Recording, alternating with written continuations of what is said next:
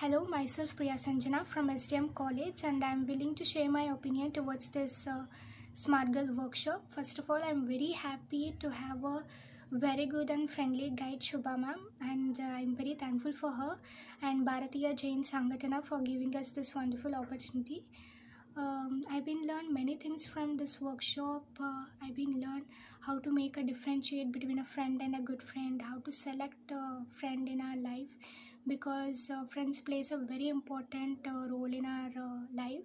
So I've been learned about that, and how to communicate with others in a respectful manner.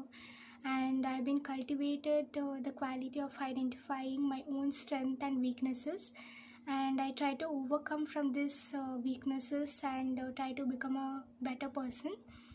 And all the sessions conducted by this workshop, it might be about self-awareness, self-esteem, self-defense, communication and relationship, friendship and temptation, and choices and decisions. All this session impacted upon me in a very positive manner, and I can just say it was really a life-changing sessions. So I'm very thankful for that. So I have confidence of making my own decisions now. So thank you for that.